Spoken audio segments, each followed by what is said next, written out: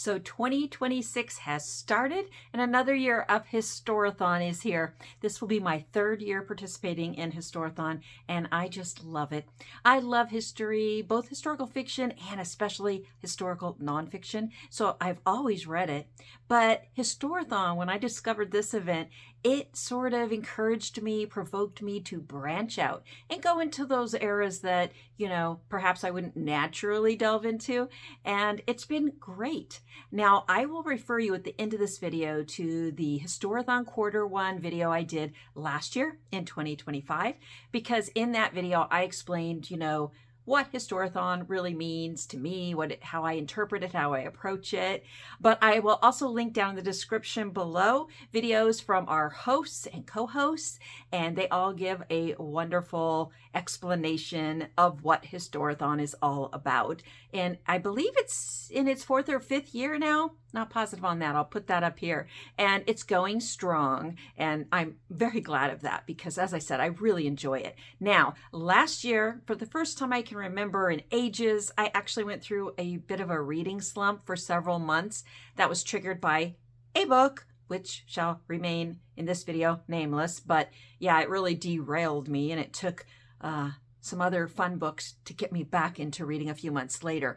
But one of the things that reading slump did was slow down, throw almost completely off track some of my projects. So I did not read as many books as I wanted to in Historathon, especially the first and second quarter. I did have fun with the ones I did read. Anyway, getting back to this year, Q1. Today, I want to get into my pile of possibilities, and I have 8 books to share with you. Now, I don't have a TBR like most people for Historathon. I'm doing a POP.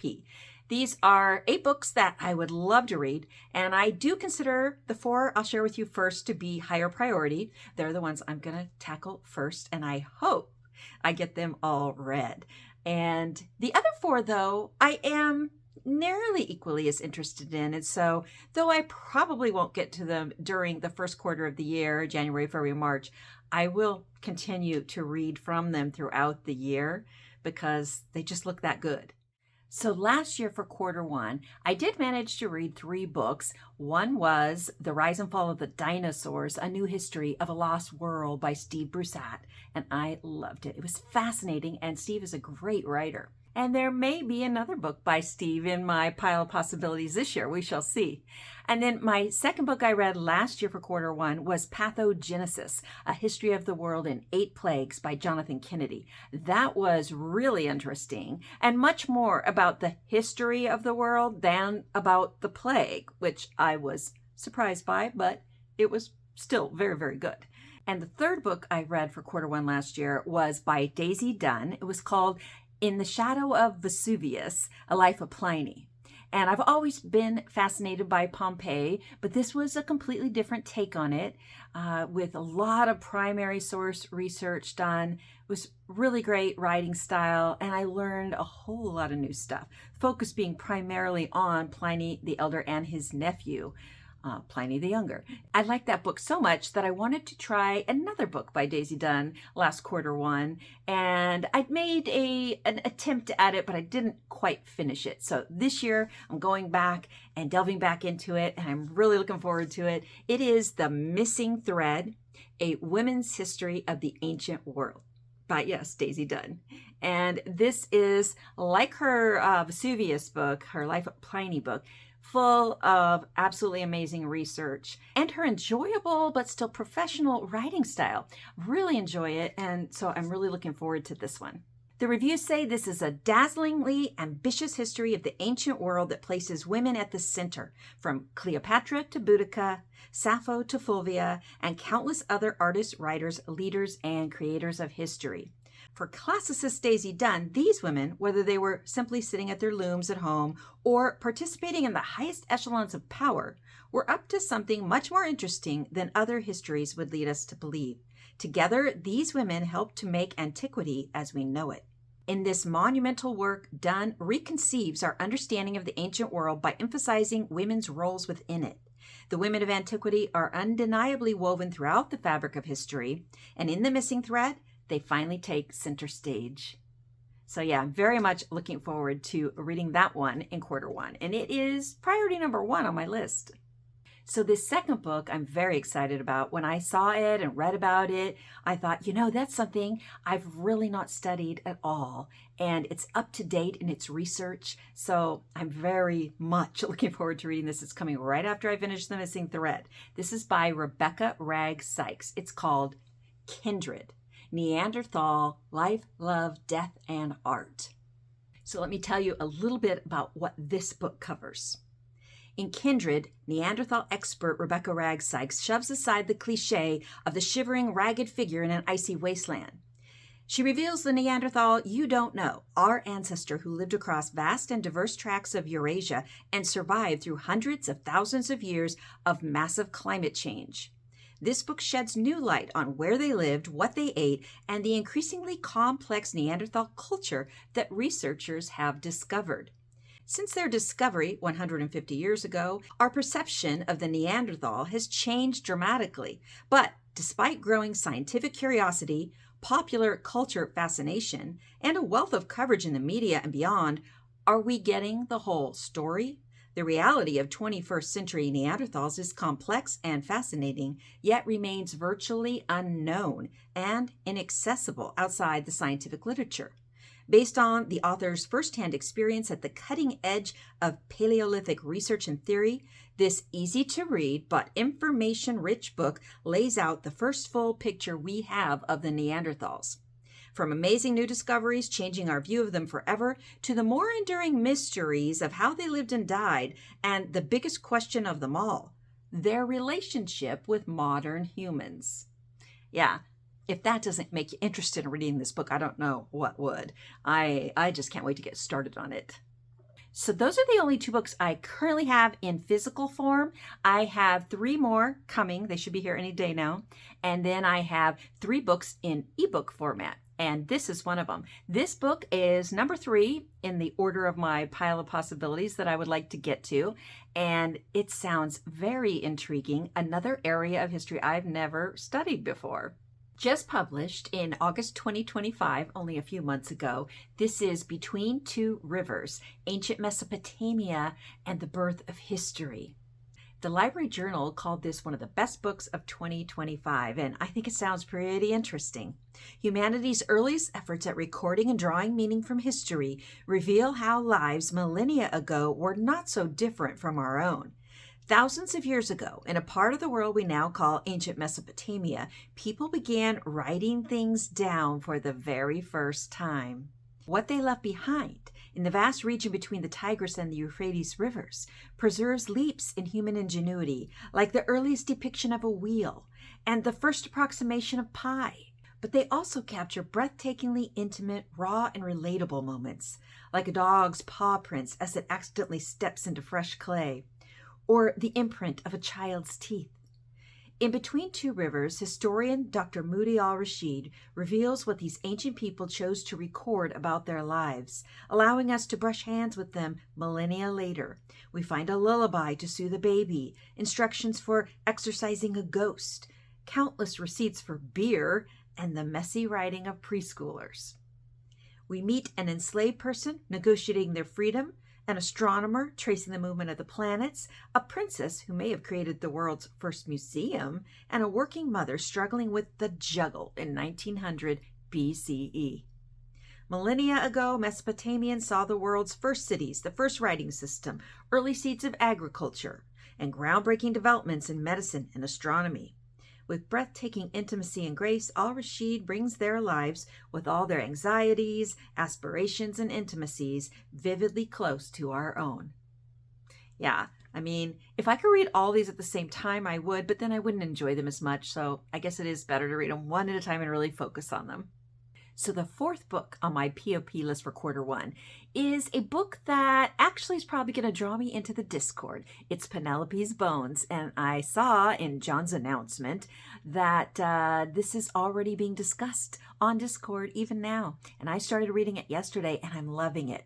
So Penelope's Bones, I have it in ebook format. The subtitle is A New History of Homer's World Through the Women Written Out of It by Emily Hauser and published in June of 2025. So very current, very up to date in its research. In this book, Emily Hauser weaves together literary and archaeological evidence and illuminates the rich, intriguing lives of the real women behind Homer's Iliad and Odyssey.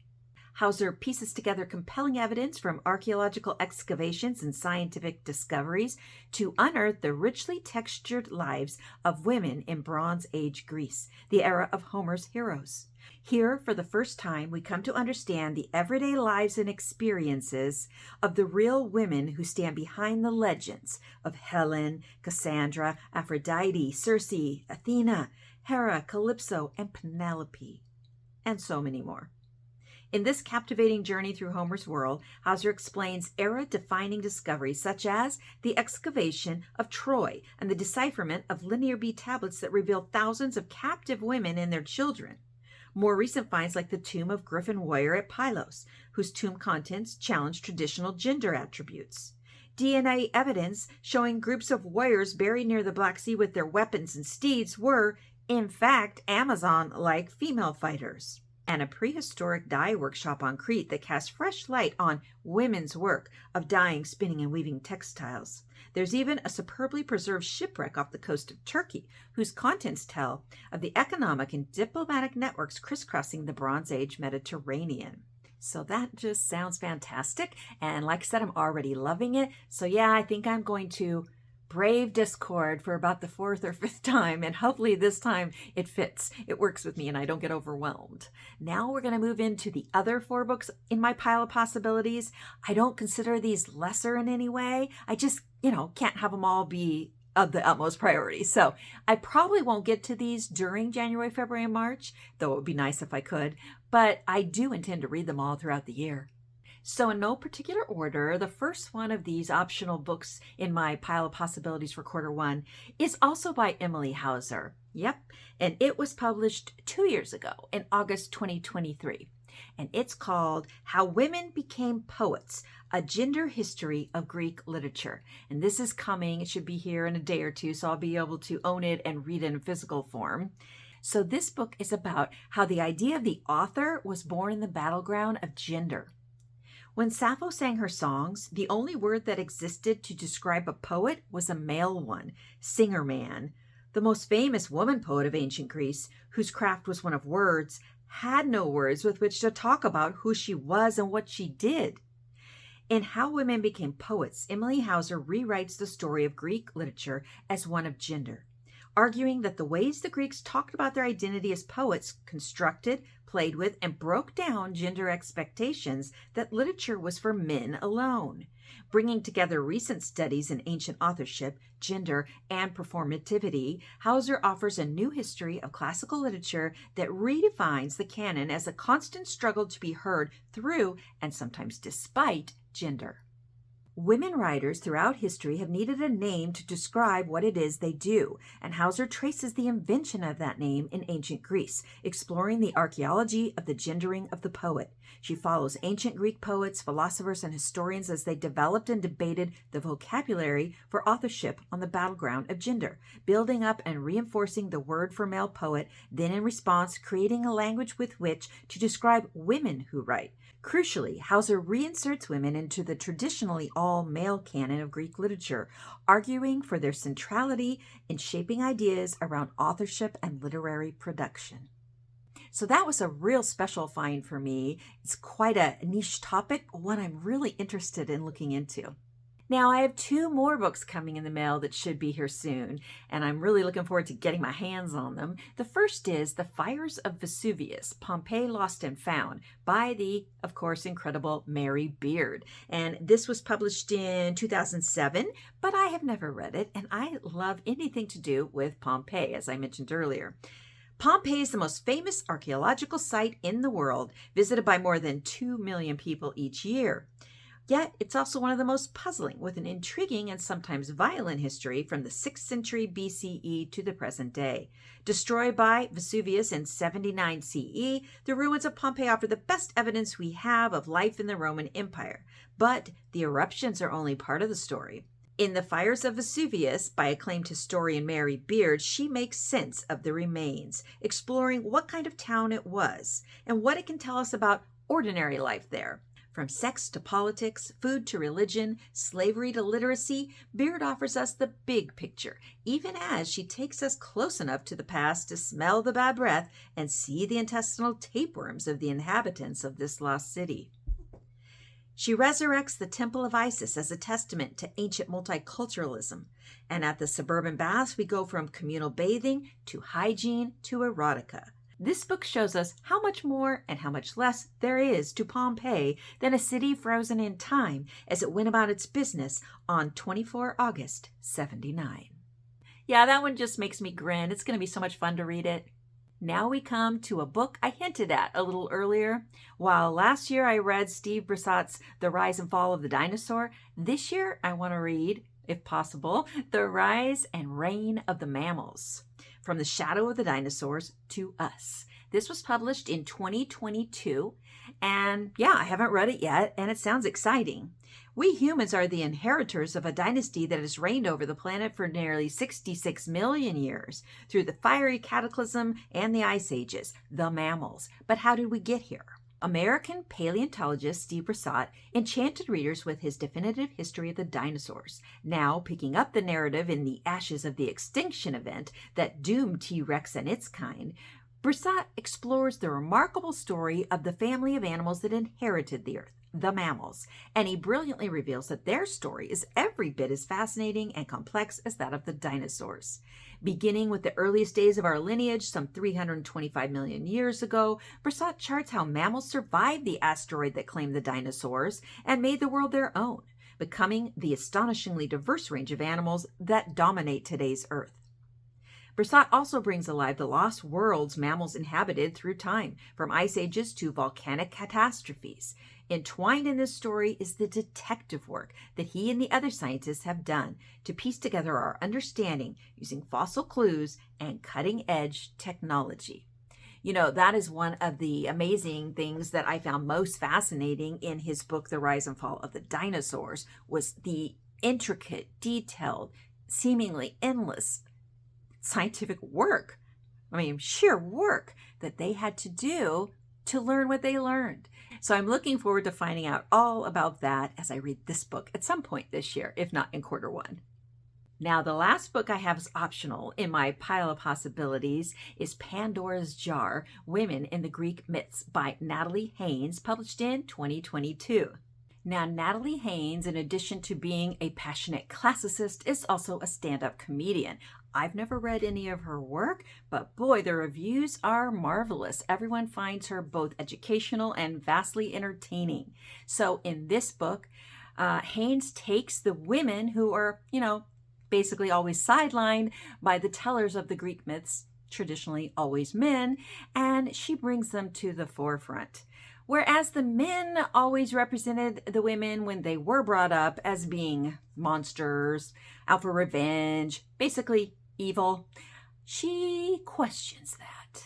For instance, Pandora, the woman who is blamed for opening the box that she wasn't supposed to open and thus causing all the suffering in the world to this day. But Natalie Haynes tells us there actually was no Pandora's box in the Greek myths. It was a jar. And as she says, jars are much more likely to just tip over. So this sounds like a really fun book, and I have it in ebook format so I can read it, whenever I can fit it in throughout the year, and I'm looking forward to it. I think it's a good idea to approach these ancient Greek myths that we've heard all of our lives, that have been passed down for so long from these men, with new perspectives, and bringing the women to the fore and considering how they perhaps were misrepresented in the past.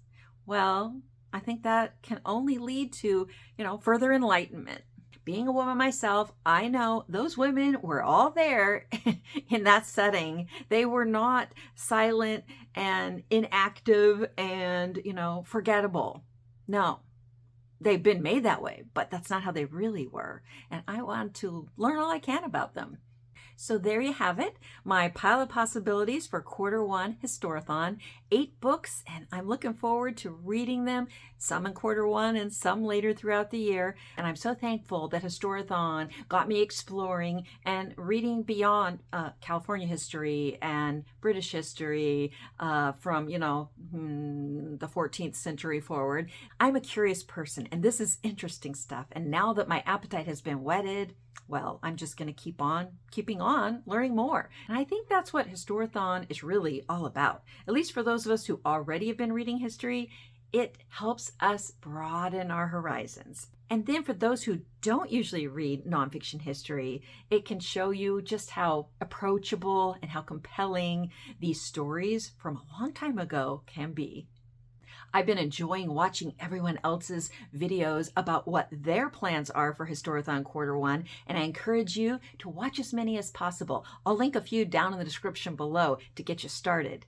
Meanwhile, until my next video, I'm wishing you lots of happy reading, and especially lots of happy historical reading.